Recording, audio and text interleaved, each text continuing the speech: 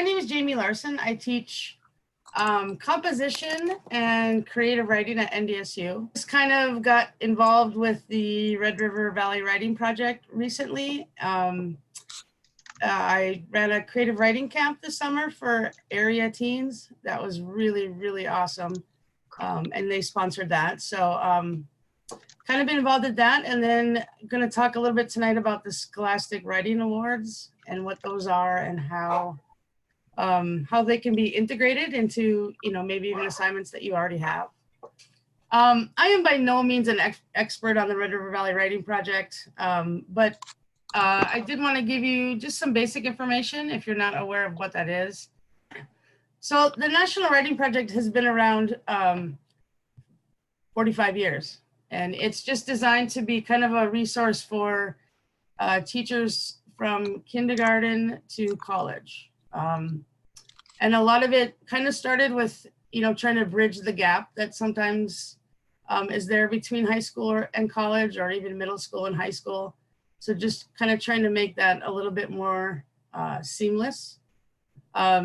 It's built upon the model of teachers teaching teachers, which is a mouthful to say. But, every workshop, every, conference is teachers that have been through the program or been involved with the program. And those are then the facilitators. So it's not, a suit or a, consultant who maybe hasn't taught before or doesn't understand what it's like in the classroom. This is teachers teaching teachers. Yeah, I can't say that. And then every state has affiliate sites. In North Dakota, there are two, one in Fargo, which is hosted at NDSU.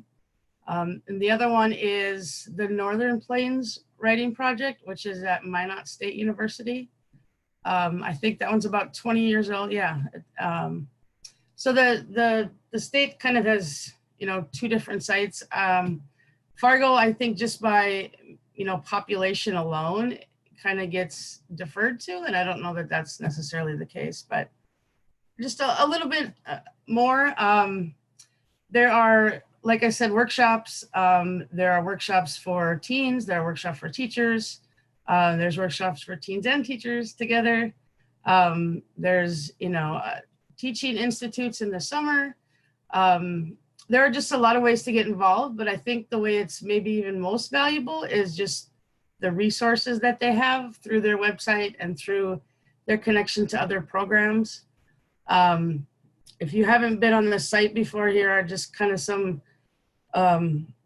different ways that you can connect with the project.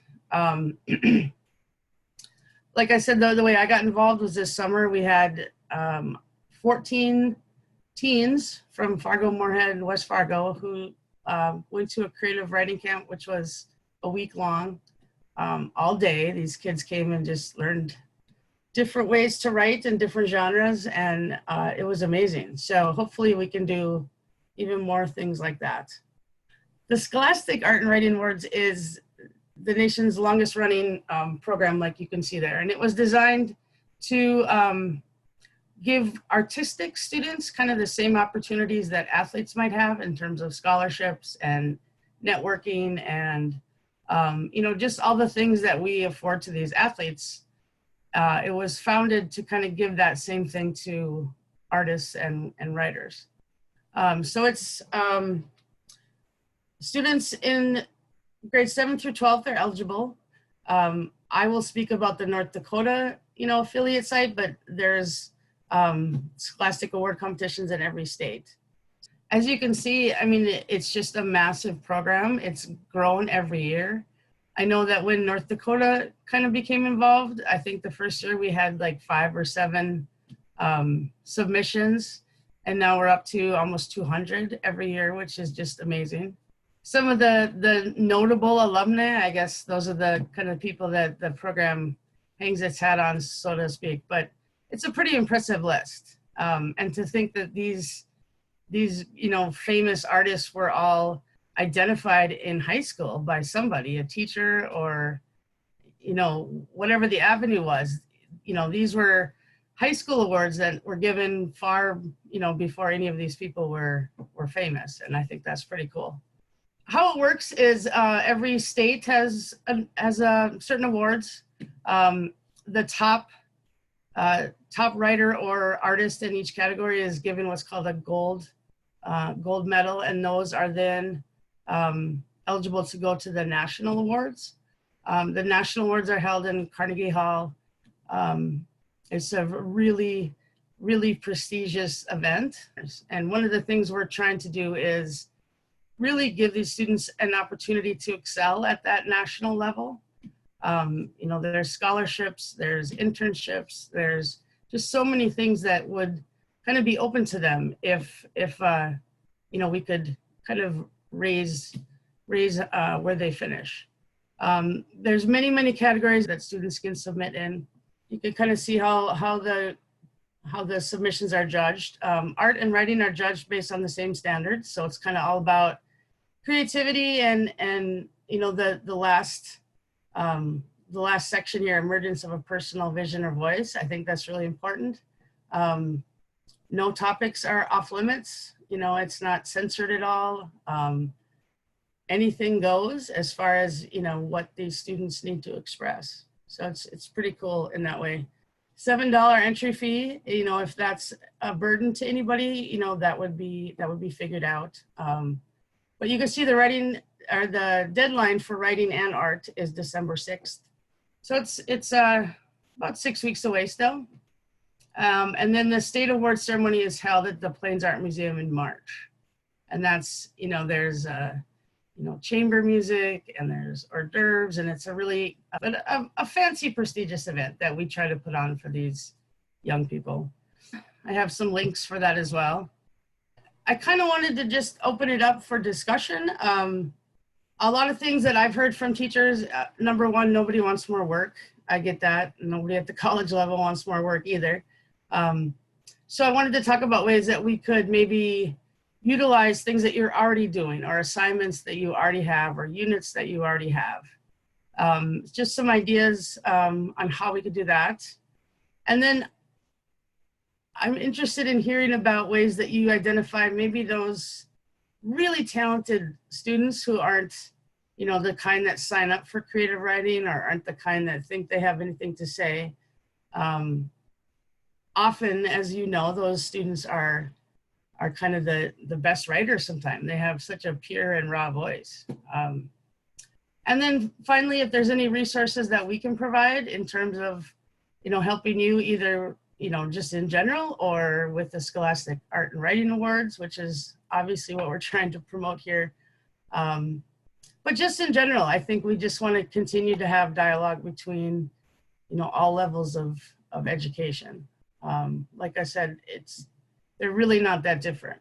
My niece is writing a holiday themed story in 2nd grade, and it's the same concepts that I teach in college, just a little differently broken down. But let's just start with maybe the first one. Can you see ways that maybe you have assignments that might be good at, at least identifying these writers or these projects that can then be kind of polished and submitted, I guess? If there's ways that you think you're already doing that, maybe without knowing it. Well, I think that the website itself is a really powerful tool because it has a lot of mentor texts on there. Right.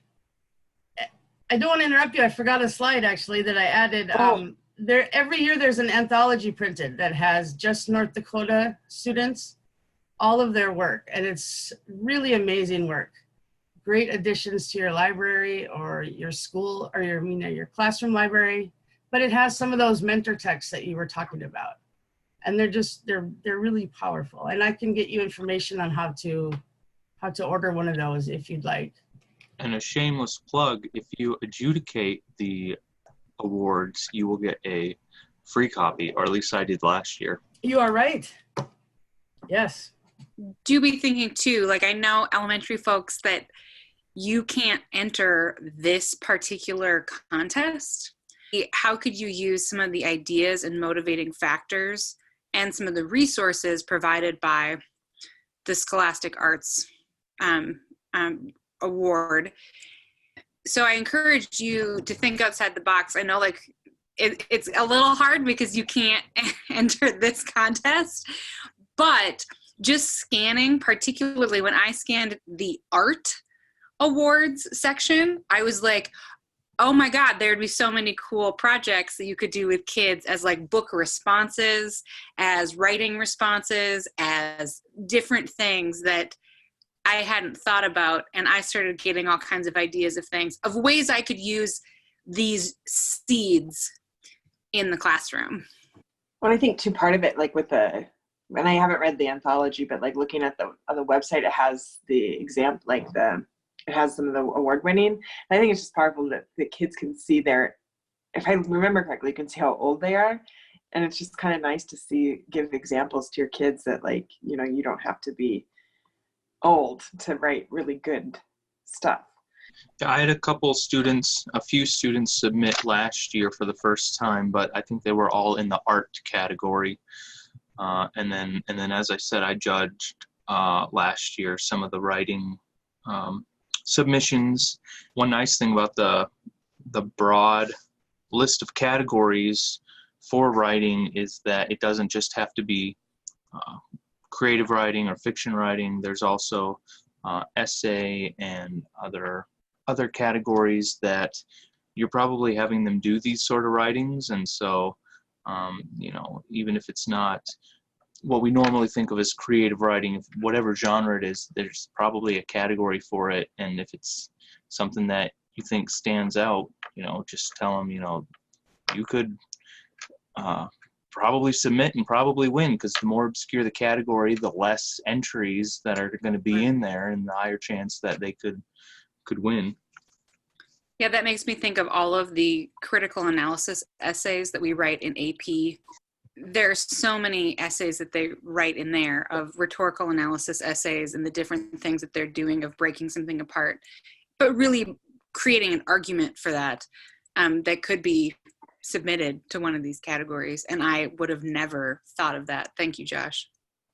I did try when I was in Beulah 2 years ago, trying to in my creative writing class have they had to pick a category from Scholastic Art and Writing Awards, and then they had to write something that would fit to put in their portfolio. And I was just hoping that would really encourage them to submit, because I didn't require that they submit it, but nobody submitted to the awards, because I just think that sometimes that's a big obstacle for certain kids, but then they knew that they were out there and they existed. And then there was another girl that did submit, because she actually came to me something she had written in the summer, and she's like, I want to do this as a speech, but I was reading, I'm like, it doesn't fit into any of the speech categories, so I suggested she do it in the Scholastic Art and Writing Awards, and then she did, and then she won an award, and that was really positive. But it was just kind of like this organic conversation of just, it was already on my radar. And maybe that's part of it, is having different opportunities on your radar, or constantly being promoting, say, hey, you could send your writing here or here. And so I just think the more that we can get the writing beyond the classroom, the better. I actually had the opportunity, that was, I don't know how many summers ago. I was still living in Bismarck, but I was able to attend the Northern Plains, where the teachers teaching teachers.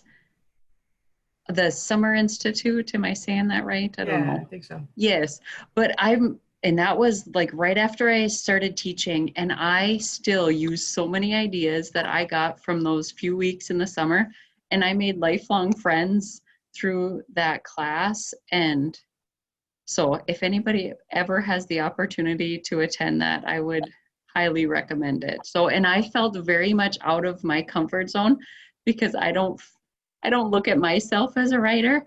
And then also I went into that institute as kind of one of the newer teachers. And then also most of the other teachers, were upper elementary, middle school, high school. So but I learned so many things that I still use today. So I also have a similar story with the Northern Plains Writing Project Summer Institute.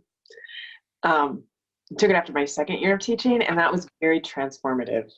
And yes, I look back, a lot of things that I do even today came from the Northern Plains Writing Project Summer Institute. And I think part of that too is that like I didn't think about myself as a writer that much until that Summer Institute, and it was very beautiful. I think just that constantly having to share writing. As far as opportunities for students go, I don't know if it's still a thing, so I don't really know how helpful this actually is that I'm about to mention, but it was something that a teacher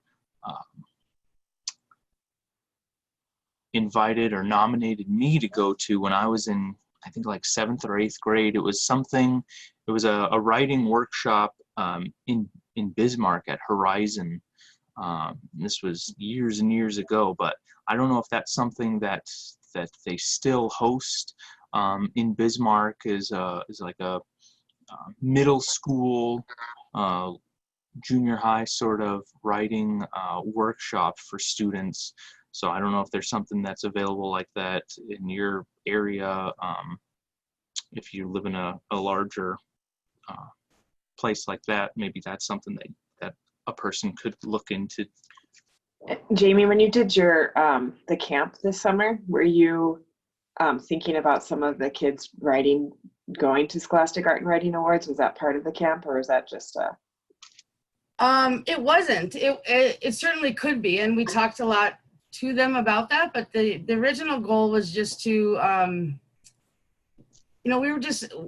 get these emails every once in a while from parents of like, a young, middle school kid who, wanted to, improve creative writing or, kind of develop those skills. And then it was kind of one of those conversations with Kelly Saucy where it was like, you should do a creative writing camp. And I said, okay.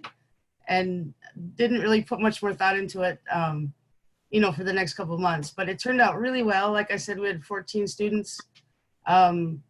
I hope, and I'm going to contact all of them again and, hopefully either work with them on something that they've written or just encourage them to submit.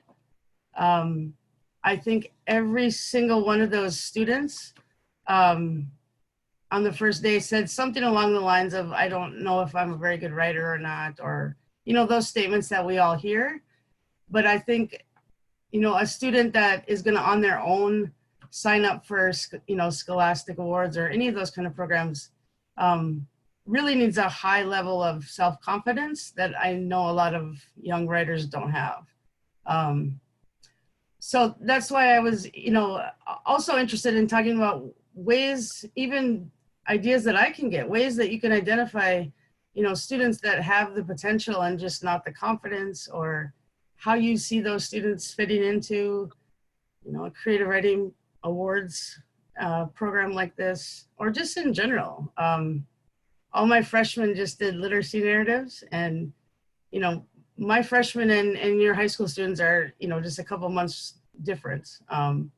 But they all talked about, loving reading and writing as a kid, and then, something happens. Either they get that bad grade or they just lose confidence in some ways, and they're just really talented writers. So I think that's what got me involved with this program, is just trying to connect those things a little bit more.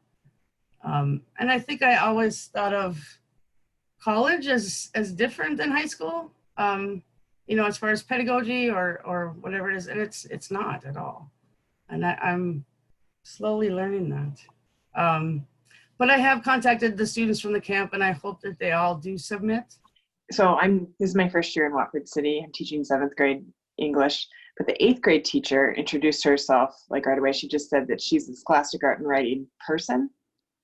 And we briefly tossed around the idea of having just a very informal writing club after school, like on a Wednesday night, just like a half-hour thing, like just come and write, and if we need to revise. But I think that would be a really simple way to, I don't know, maybe you could build it up a little bit too, of like, okay, we're gonna have a submission party, and then, but like, so you're working towards this goal. And so I'm gonna talk to her about that again, because that confidence piece is huge. I can actually speak to the confidence issue. I'm a first grade teacher, so I don't have much experience in terms of submitting any of my students' work in to be published. But my daughter in 4th grade last year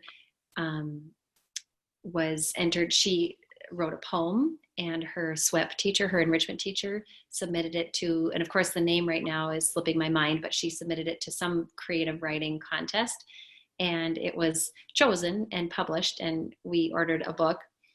And it boosted her, she's always loved school and enjoyed writing, but it boosted her confidence so much. She wanted us to take a video of her. She set up a little area, and she had us take a video of her reading her poem in her published book, and sent it to grandma and grandpa and aunts and uncles and cousins. And then she just, really considers herself a real author. And now, that was last year, and now this year, she writes all the time. When we are looking for her, if I need her to do a chore or something, I just have to go up and find her in her bedroom at her desk writing, because she considers herself a real author, and she's really proud of that book and that piece that was published. So her confidence grew immensely. Have any of you worked with your local newspaper to publish student writing or student submissions? The Beulah Beacon, another teacher in Beulah did it, and they just had a weekly, no, not a weekly, it was a monthly column, Student Voices. And so then they just, not everybody, but a few people would submit to that. I just loved Jody's story, and I'm thinking, like, how can we as teachers help provide more of those opportunities for kids to have that light bulb and to have that confidence boost of feeling like a writer and truly being a writer in a way that I don't think they always do. And what a cool way to set them up for even greater success to submit to the Scholastic Art and Writing Award if they have some of that, like, I feel like a writer when they're younger too. And I guess I just want to throw out there too, if there's ever, I've talked to some schools about, ways maybe we can collaborate on things. Whether it's, Creative Writing Club, we just started a group that meets once a week, and we've invited some of the high school students that I know of. Some of them have started to come and just kind of mingle. But we could always do a different night for just high school students, or, I'm just really interested in ways that I, as a NDSU instructor, can get out into the schools, and, our students can maybe work on something together, or my students could help your students revise their entries, or whatever it is. If there's ever anything that I could do, that would be great. I would be more than happy to do that. So with your Creative Writing Club, you said what do you have, do you write and then, or do you just talk, or what do you guys do? Well, it's it started last spring semester, and we just basically talked. And then some students thought maybe it wasn't as structured as they would have liked it. So this year we're trying to add like a lecture-ish component for half an hour, and then the rest of the time we critique each other's work.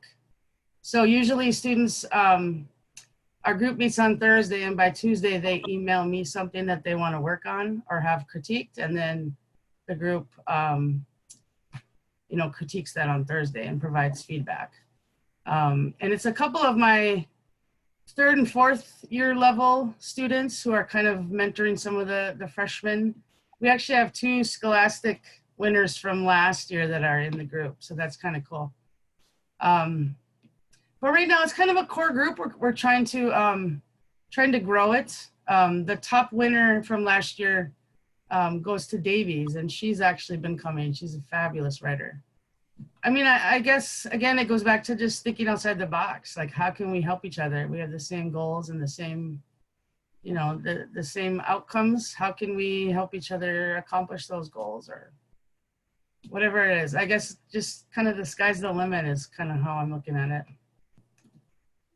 A few years ago, a couple friends of mine and I, we started a writing group where every couple of weeks we would meet, and we would share something that we wrote, and then we would just kind of provide enough copies for everybody. We'd read through, make comments, and just talk about them. And then we would take turns, and each person 1 week would give everybody some sort of prompt for the next time that we meet, and then we'd have to create something for that next meeting. And so that was fun while it lasted. But that's something that I always would like to set up for my students, but it's tough with all of their other extracurriculars to set something up like this as well on all their other schoolwork and stuff. So I've never actually put it together, but it's something that always is in the back of my mind. Well, and Jamie, when you said about like, how can we help each other and then think outside the box, my brain like jumped to how can we, all these technological things that we have, and the internet is a thing that there could be a way to connect. If people are really wanting writing communities and like sending writing, there's probably a really simple way to do that. You just have to pick this right thing and then be consistent with it. Right. Yes. Yeah, I'm certainly willing to try new things. Figured this contraption out today, so I can do just about anything. I felt really old today.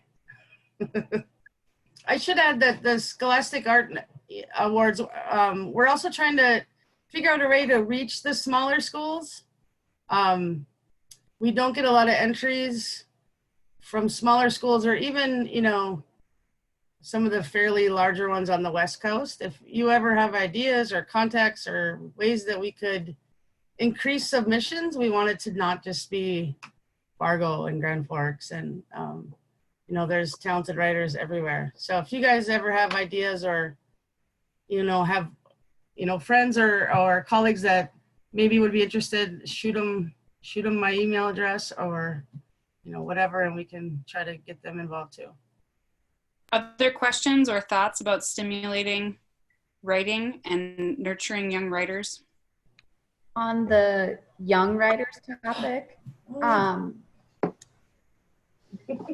think it's important to just write often. And even if you're not, this is kind of going a little bit against what you're saying, even if you're not publishing it, just to even present it to the class or another classroom, or invite parents in to share, makes them feel, like Jody was saying, really important, and that their writing piece is extremely important.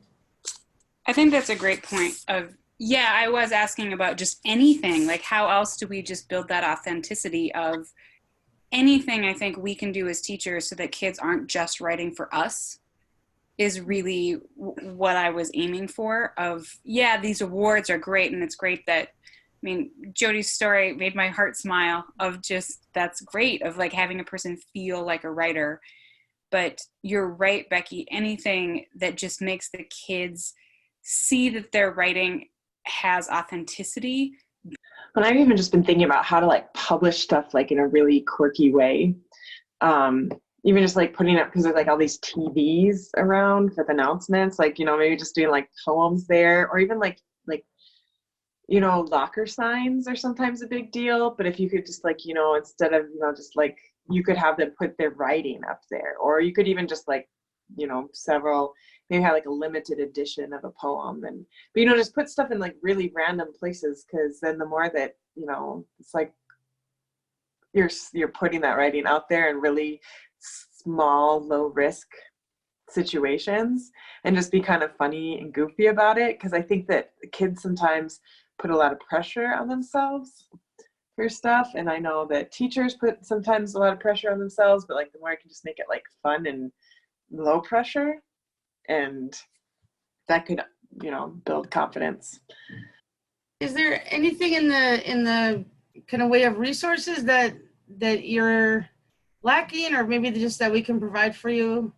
I guess I'm not even sure what I have in mind by that, but even if it's something simple as like posters and promotional materials and things like that, we have a ton of.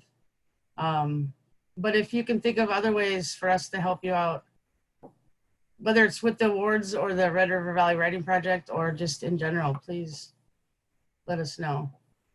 Do you know, with that $7 entry fee, do a lot of schools pay that entry fee? Or are the individuals doing that? I'm not sure. I'm not sure. I know it says on there, if the cost is prohibitive, please let us know. You know, we don't want anyone to not enter because they don't have that money. I know my school was very open when we had some students who wanted to submit last year about putting up the cost for the fee. So Please, I guess, just don't hesitate to ask us for help or resources. Please go on the websites. There's a tremendous amount of material on them. Thanks everybody for hopping on for another English chat.